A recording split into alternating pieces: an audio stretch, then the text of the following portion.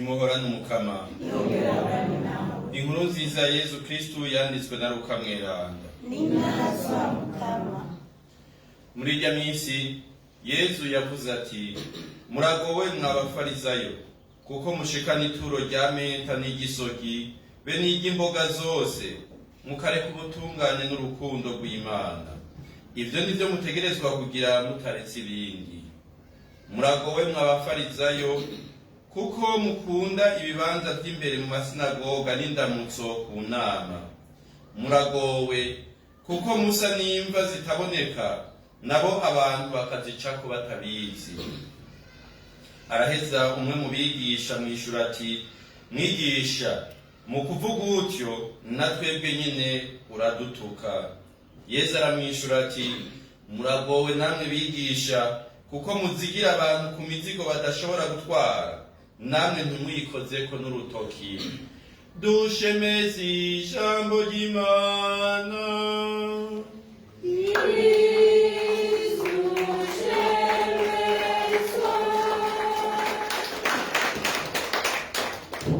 Bavukanyi dusangiye muri iyi ngoro y'Imana iki gisabisho, eka n'abariko baradukurikirana mw'isamirizi y'umuvyeyi wacu Bikira Mariya, co kimwe n'abari ku buryo bwa Facebook. Yezu Kristu arashishikara uno musi. Ejo twaramwumvise azimanwa mu nzu y'umufarizayo.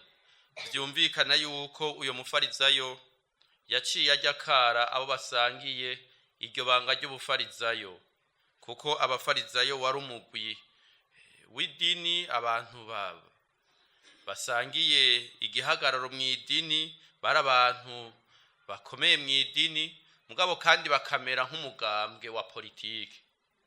Rero vyumvikana Yezu aramutse aza kuramutsa uyo mufarizayo yari yamutumiye, nticabujije yuko basangiye uyo mugwi w'abafarizayo yakuye bagenzi we kugira ngo baze gusangira izo mfungurwa batumiyemwo na Yezu, narirya bamufata nk'umukeba kuri bo, bagira bati nimuze twumvirize iryo aza kuvuga uno munsi.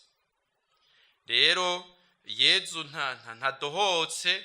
Ejo twarumvise ingene atunga urutoki ubwiyorobetsi buri mu mitima yabo, kandi n'uno munsi turumvise ko ashishikaye hoha akanarusha, na cane cane mu mvugo umengo isa niyagiriza, isa niyikara,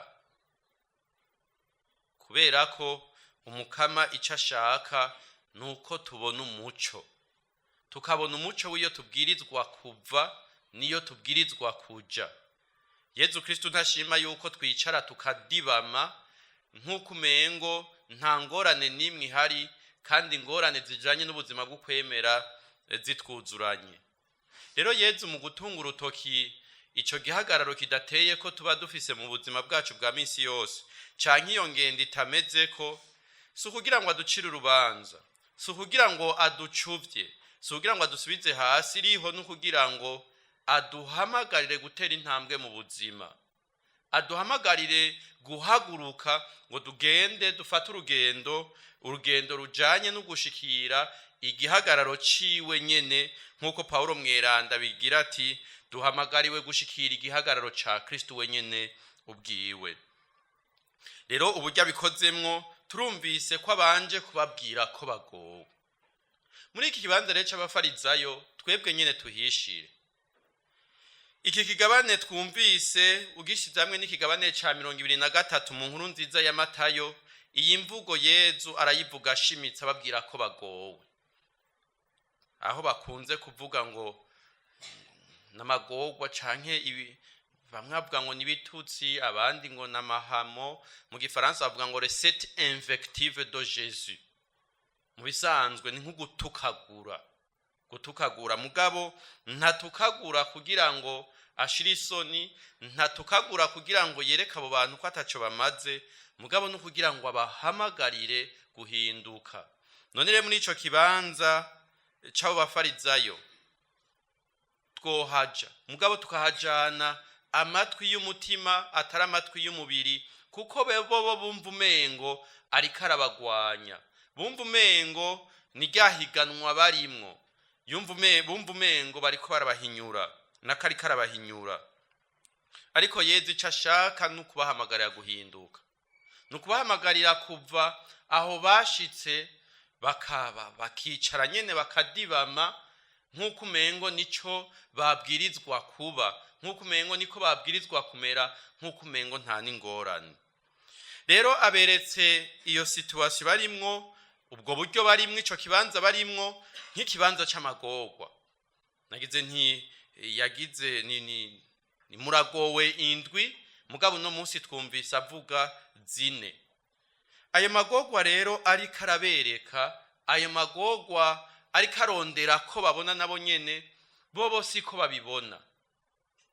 Mu gukora imigenzo y'idini nk'uko idini ribivuga, mbere bakagerageza no guhurirana n'ukungene idini ryabo ryari ritunganije, bakashobora kuronka n'igihagararo cabo, bakaronka n'icubahiro cabo, bumva umengo inyungu yabo barayironse, bumva umengo ico botumbereza ko nico.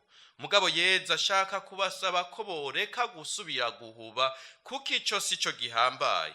Kuja imbere abandi mw'idini canke kuja imbere abandi mu bukristu si gihagararo social, si iteka umuntu aronka mu kibana hawe n'abantu. Mbere ubu hari naho usanga kwitwa umukristu ari nk'ukujujuta. Ushitse aho hantu rero kwitwa umukristo ari nk'ukujujuta, urumva uco biheba. Canke iyo haje ibigoye ukamara kuringaniza inyungu ufise muri iki na kiriya, uco bituka biheba. None rero bavukanyi, twame tuzirikana ko Yezu aza kutubera umuco, aza kutubera umuco kugira ngo naho hose turi mu mwijima, imitima yacu ibona umuco, ibona hari itunga ry'ukuri, dutera intambwe tuve muri ico kibanza turimwo c'amakuba n'amagorwa, dutera intambwe twinjire mu buhigwe bwa Yezu Kristo. Aha rero twumvise avuga ati muragowe, ntitubishire muri kazoza nk'uko benshi dukunze kubitahura tugira tuti Imana izoguhana. Turakunda kuvuga ngo Imana izoguhana, nk'uko umenga ubuzima turiko turabamwo budahuriranye n'ishaka ry'Imana, butanywanye n'Imana, umenga ingaruka mbi zabwo bizoba muri kazoza.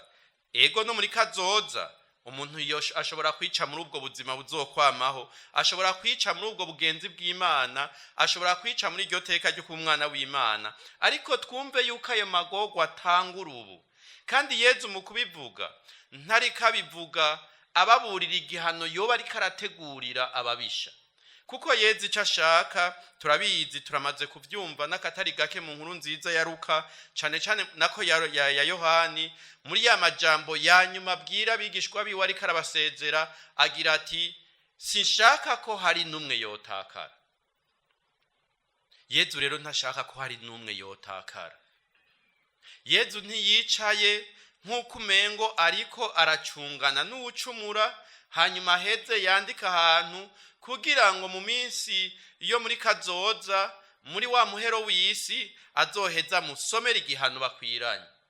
Iyo siyo ntumbero ya Yezu mu kubwira abafarizayo ko bagowe. Mbere na twebwe tubwirizwa kuhumvira ko igihe cyose turiko turata ubutungane bw'Imana, turiko turata urukundo rw'Imana, ni ukuvuga igihe cyose turiko dukora ibidahuriranye n'iteka Imana yari ikwiye, n'inyishu twabwirizwa gusubiza Imana ku bwiza bwayo n'urukundo rwayo n'ubuntu bwayo, ntituyikunde kandi ntitubikorere bene wacu mu rukundo, turagowe. Ayo magorwa rero si Yezu Kristo azoza kuyadutako. Ayo magorwa si igihano Yezu Kristo aduha. Ayo magorwa ariho ni ingaruka z'ibikorwa byacu. None uwarimye gayeme ikagwa neza ntiyimbura? Uwarimye neza ikagwa neza arimbura. None ayo magorwa asa n'ivyamwa biva muri ico kibi.